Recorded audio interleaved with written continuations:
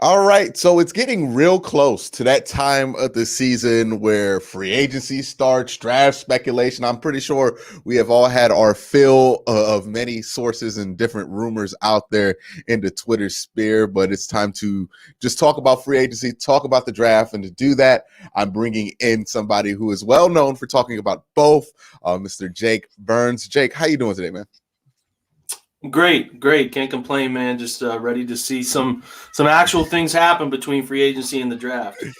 Yeah, this is going to be like the longest free agency period ever for Browns fans. I don't think a lot of Browns fans have been at that point where they have an 11-5 team going to free agency with cap space. It's going to be long. It's going to be a long one for us this year.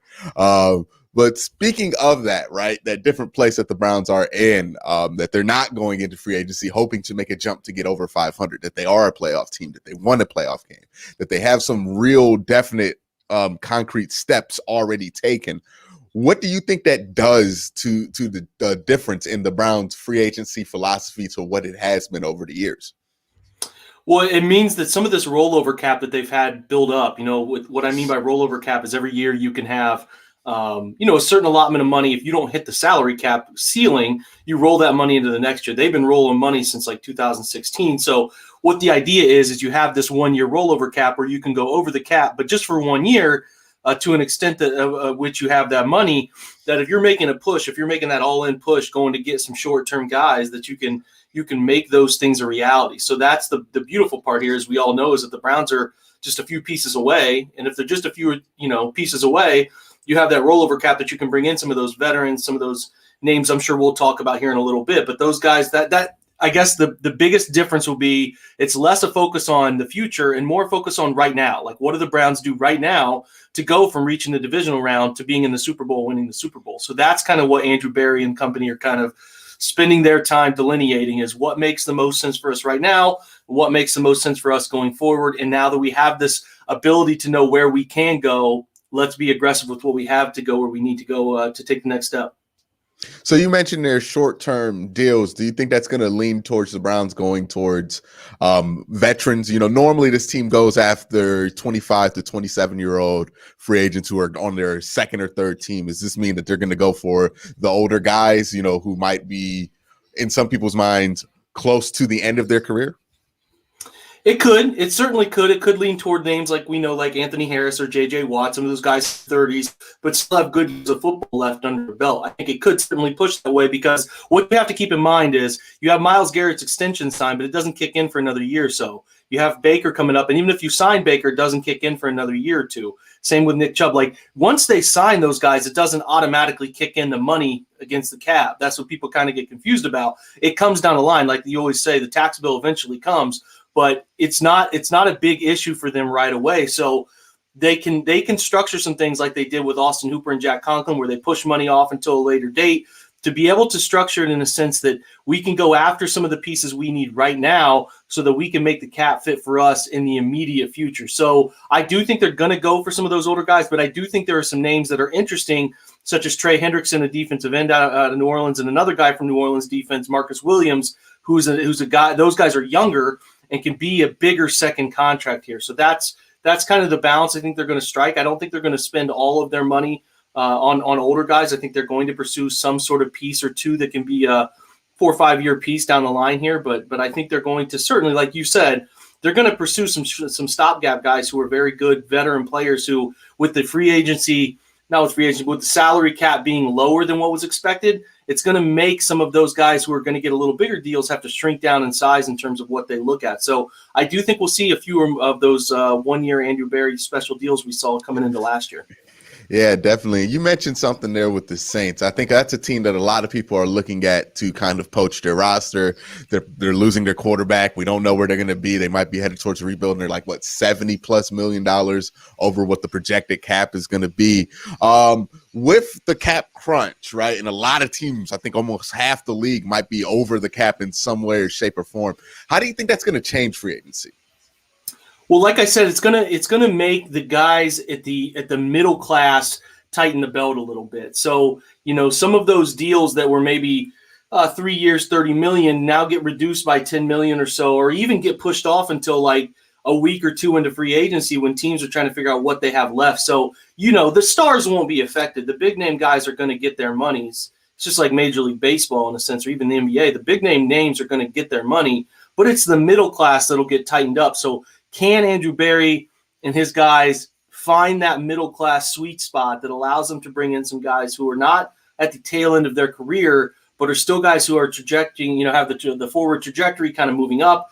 And if you can do that, if you can find a way to fit that bill a little bit, you can take advantage of where this might be a weird cap year for a lot of the teams at the top who, New Orleans, Green Bay, those teams, Tampa Bay, that are going to be tied up against things and maybe can't sign some of those guys. Yeah, it's going to be interesting. Do you think any specific teams or any players on any teams that are not currently free agents right now that the Browns should keep their eye on what the situation is with them? Well, I would certainly think that we've talked about a guy, Marshawn Lattimore. I think he's an interesting name in New Orleans as they're up against it. Maybe they decide, hey, we'd rather keep Marcus Williams or we'd rather keep Trey Hendrickson around. They feel like at the end of a rookie deal there, before they have to re-sign Marshawn to some sort of deal, that's a name that becomes kind of interesting as a potential trade target that a lot of people have identified. I do think that, there's going to be opportunities when you look at some of the guys cut. I think that you saw Kawan Short was cut from Carolina just the other day. Some guys who are kind of up against it in terms of a little bit of maybe some health concerns or some of those things that could get dicey. I think that there's going to be opportunities to take advantage of in terms of some guys who are cut. I'm not sure what the trade market will shake out to be because everybody's really wanting to hold on to their picks because you don't get the time you normally get with your guys leading up to this draft. You don't get the normal combine. You don't get the normal interview processes, and you don't get to bring them into your building, so on and so forth. So I think a lot of teams are really looking to have as many opportunities in the draft as possible. So I think Cleveland might take that approach too. But if they do end up deciding, hey, we want to go after somebody, pursue somebody, I think there's an opportunity to potentially go after. I think a corner that can really be a solid player opposite Denzel. Greedy had some flashes his rookie year. We all know his availability was not existent this past year. He's dealing with some shoulder ramifications that could take into the rest of his career. So they have to be active in the corner market too. And it's not a great cornerback free agency market. There are some names in the draft alike, but I think if you're looking at a place at which they would trade for a player, corner is something that is of interest to me, especially considering the thinness that is free agency as far as outside corners and the draft as well in terms of where the Browns are drafting, which we're not used to seeing them pick 26. Yeah, it's going to be different when it comes to that draft as well. Now, I think it's kind of been universally said the Browns' biggest weakness, if you talk about different sides of the ball, is obviously going to be on the defense. The offense was just amazing. The defense had its moments at times, but also struggled a lot this season. On that defense, where do you think the urgency is for Andrew Berry to address? Is it in the back end? Is it in the front end? Or is it kind of a combination of both there? The easy thing is to say it's a combination of both. I mean, Olivier Vernon's Achilles injury forces them to say we need somebody else opposite Miles. Like, we know we have a third guy we like in Adrian Claiborne that they may or may not move on from. They definitely like Porter Gustin as a rotation guy, but they definitely don't have a defensive end on the second tier that they like. There was some hope with the way Olivier was playing that there was a possibility to push that off into the future and bring Olivier back on a one-year deal, but you're not coming back from an Achilles injury at his age and any time frame to play next year. So that becomes a need. Now, can you draft somebody at 26? Probably. We did a free agent video on that at the OBR last week. There's a lot of interesting options there, or even into day two where you have a second and 2 third-round picks. There's some good options there. Drafting that position makes sense to me. There are some really good safeties out there. I think they know they have to fix safety. You get Grant Delpit back. But again, another Achilles injury. How healthy will he be? And they definitely know that they have 2 guys who can play near the line of scrimmage in Grant Delpit and Ronnie Harrison. Those 2 guys like to play the slot. They can play the box. They can move forward. They can play half it, but they need a center fielder. They like to play cover 3, and they need a center fielder type, a guy who can play deep third. I'm writing on 2 guys right now. I mentioned both of them already on the show. Anthony Harris is a nice veteran option, a former Minnesota Viking. He's in his 30s, but he's been Pro Football Focus highest grade safety 2 of the last 3 years. Is a name that people were trying to think the Browns might trade for going into last year. He's out there. And then if they want to go the young route, Marcus Williams is out there who will still just be 25, 4 years off of his rookie deal. He's going to be 25, and he's had some great production for New Orleans there too. So if they want to go young, they want to go old. There's John Johnson, who's another name out of LA, who's a good safety prospect there too. So there are options in abundance. They definitely have to fix their slot corner too. That's going to be an important position to address because Kevin Johnson was okay. They want to get better there. Brian Poole, Mike Hilton, some names to pay attention to in the slot. But yeah, they're definitely a back half needing team. They can figure out the opposite defensive end. They get Andrew Billings back. They'll have Sheldon Richardson inside. They definitely have to address safety, and then they have to figure out some things at corner too. Yeah, see, the Grant Delpit situation makes this kind of tricky for Andrew Berry, right? Because with Delpit, you're probably not going to know if he's even going to be, ready to take a lot of snaps until late August with that Achilles injury. And then we don't know if he's going to be the same guy that they drafted in the second round at that point. Now, we've seen some guys in the NBA be able to come back from that Achilles injury that are young. We don't know what the situation is with Grant, but the team's not going to know until August, which is way too late for this team to make any decision on free safety. So if you were in Andrew Berry's shoes, which is a tough position to be in, how do you handle that free safety role there? Do you kind of account it as if Grant Delpit is going to be there, or do you just go ahead as if Grant Delpit's already kind of almost I want to say a lost cause, but not somebody you can rely on for this year? It's a good question. I think that they have to play it as he's going to be around. I think he's young enough that he can rebound from it, but they have to be smart about how they use him. So does that mean, I don't consider Grant can play true center field, but I think they want to use him in a bunch of different ways. So my best option here and how this kind of all aligns is you bring back Carl Joseph on another one-year deal. You have him kind of hovering around, a guy who can do multiple things in the back half of your defense. You bring back obviously, you get Grant back healthy. You like Ronnie. You like those guys close line. But you go get somebody who you think is going to be an effective middle-of-the-field player. I mentioned those two guys, and John Johnson's the third. There are three great options to go get a center fielder type. A guy, when you put him in cover three, is going to be an effective, quick hips, twitchy player in the middle of the field. I think you have to go get that player. I don't think they have that. They tried to play Sheldrick Redwine back there some. They tried to play Andrew Sendejo back there way too much. They were forced to play those guys at those positions. That is the place that, if above all else, they have to improve that spot. I would try to bring back five safeties you feel good about. I think there are three if you include Carl Joseph. You go get one of those guys in free agency, and then you try to draft somebody in the third, fourth, fifth, sixth rounds, because there's a nice little grouping of safeties in this draft that I think can be of particular interest to them. Now, when it comes to signing like a younger free agent, maybe they go out and get like a Josh Jones or even somebody like a Marcus Williams. Is there a caution they need to have because they have already so many young players they're going to have to extend on their roster already? That is there room? Is I guess my question for another young player to be signed in free agency for this team? That's the challenge, right? They have to weigh whether that if they think there's somebody in this draft that makes more sense for them to go get that player and trust them. Or do you think you need somebody with real experience playing that center field role for you going forward? That's the tough question, because you mentioned Grant Delpit's injury issue and whether you can believe he can come back or not. And everybody wants him to draft a linebacker and draft an edge and draft a corner. Well, you can't play five rookies at one time. It's just never going to end well for you. So you have to balance veterans with young guys. The Browns are going to have to sign Denzel Baker, Nick, maybe – they bring him back. They're going to have to sign back Wyatt Teller. Those guys are all important, and they're all going to get paid. But you have to draft well on top of it. So if you structure a Marcus Williams contract, make it so that it falls off. The big portion of that is paid out before you hit Nick's deal or before you hit Baker's deal, before you hit Denzel. You have to structure them creatively. They got a bunch of smart minds up there that I think can handle it, but you do have to be creative. I don't want them to go sign a bunch of free agents. I want them to be selective. Look at the guy. There's an edge or two I like, but there's a safety or two I like. But then you have to start being pick up guys from the end of free agency. The free agency stuff isn't always decided who wins it or loses it early in the process. It's who you sign that second or third week that ends up making a big difference for you. That's when you look back on it. Maybe you look back and say, like Malcolm Smith, for example, a guy that you brought in training camp and ended up being a really productive part of your defense for a very cheap price. So don't worry so much about who they sign day one, day two. Look at who they bring in later and then judge that free agency grouping at the end of the year. Yeah, I've been saying this for weeks. Day one is not our day anymore when it comes to free agency. It's going to be day 3, day 4, and I think with the cap crunch, you're going to have not the same situation as the Jadeveon Clowney, but you're going to have a lot of guys, veteran guys, not happy with their offer sheets.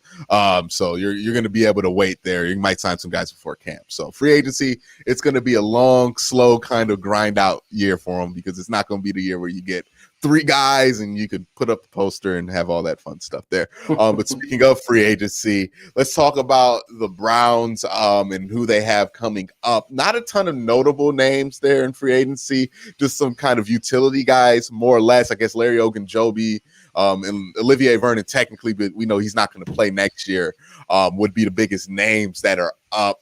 Who do you see them bringing back? And, who do you think are priorities to get back? Yeah, it's a good question there, too. I think if you look at them defensively, you work your way outside. So inside, it's tough for me to see a way in which they bring back Larry Ogunjobi back, unless Larry, who I like a lot. I think Larry's a great dude, has never quite panned out to be the defensive tackle in both phases I thought he would be after his rookie year. But he plays hard. He loves Cleveland. If there's a way to bring him back cheap, maybe Larry doesn't. You mentioned it a minute ago. Maybe the offer sheets aren't great for Larry, and he says, hey, I'll come back on a 1-year 3. Something like they signed Andrew Billings for. If they're willing to work that out, I could see that, because it's not a great defensive tackle free agency class at all, and it's not a great draft class of defensive tackle either. So, there's a balance to be found there. If Larry thinks, hey, man, I can come back and prove it this year, I'll stick around for 1 more year, almost like a 5th-year guy, almost like a 5th-year option. I know he was drafted in the 3rd round, but you could view it that way. It becomes a little interesting. I don't think they have him back, but they might. As far as linebackers go, I think they should bring back B.J. Goodson. I think he should be a priority so that you are not forcing the Mike linebacker position in the draft. You can work B.J. with Jacob Phillips and work that tandem together, bring Jacob Phillips along as the Mike linebacker over time. Malcolm Smith probably will end up leaving that group as far as other free agents that are listed in there. Olivier Vernon, we know, is going to go. I don't think there's anything they can do. He's probably going to miss the year in general. Then you look at Adrian Claiborne's not a free agent, but a guy that you could free up a little bit of cap space from. So keep an eye on that. At corner, Terrence Mitchell, very reliable player. Stepped in, played every snap defensively this year almost. Do they bring him back? I don't know. Is it cheap again? We're talking about that tightening your belt middle class of the NFL. Maybe they don't bring him back. I'm not sure where that will go. There will be some interest as a depth guy, but I'm not sure about that. Andrew Sendejo will leave. I think they'll let him go. I think there'll be interest in Carl Joseph, a guy I would bring back, but I don't know where they stand with feeling like Grant Delpit is ready and how much they like Sheldrick Redwine. It's going to be interesting. I would certainly, on the defensive side, prioritize BJ. I would prioritize Carl Joseph, and then I would see where Larry stands. Offensively, you're not really looking at very many free agents. I think that there's a Kadero Hodge they can bring back no matter what. I think he's a restricted guy or exclusive rights guy. They'll bring him back. They still have David for another year at tight end. As far as running backs go, Nick's back. They're very limited up there. I don't even know. It hasn't even struck me who their main offensive free agents are to bring back. But I think it's Rashard Higgins is one of them too. Yeah, I think you definitely have to. That's a good point. I completely blanked on that. I think you do have to bring Rashard back. I don't think there's any way you can let him do what he did this year. The report he showed continues to show, and feel good about letting him walk, especially when you probably view Odell and Jarvis as maybe a 1 more year with the team situation. There's a lot to play out at wide receiver there that I don't have answers to, but at the minimum, you're bringing those guys back for 1 more year. You think Rashard could be had at a pretty good price over the next 3 or 4 years. He's already 28. You don't want to keep him forever. I think he's getting up there in years a little bit. He was an older drafted guy, but I think there's a deal that can be made there that makes him help transition the beginning of the class to the end. But I won't be heartbroken if they're not able to figure that out, because I do like Donovan Peoples-Jones a lot. I do like Kadero Hodge, and I think it's a really, really good wide receiver draft there too. So backup guys, though, Kendall Lamb, I'd like to have Kendall back as a backup tackle. I think he's a nice player in a backup cheap role. And then, I think they still have Chris Hubbard for 1 more year. Maybe Chris is up to be re-signed too, but those are just nice depth pieces. Yeah. So, but listen, if every single free agent they had walked, I don't think it changes the Browns' bottom line a ton. Just kind of the way it is. But there are some guys I think that they should have some interest in seeing if they'll stick around. Definitely. So that's pretty much a good wrap on the free agency portion of this conversation. Now we're going to talk about the draft, but that's not going to be today. It's going to be for another video down the line. But before we get to that, Jake, let them know where to find you. Yeah, I'm available to read at the OBR. We do some YouTube live videos at the OBR YouTube channel that we put up weekly, and then at Jake_Burns18 on Twitter, and then we have another little at the OBR Film BDN on Twitter as well, where we put some film breakdown clips too. All right, guys, check it out. Links will be down in the description below. Jake, we're going to talk about the draft in just a minute, but for you guys, it's probably going to be a day or two. You guys have a good one.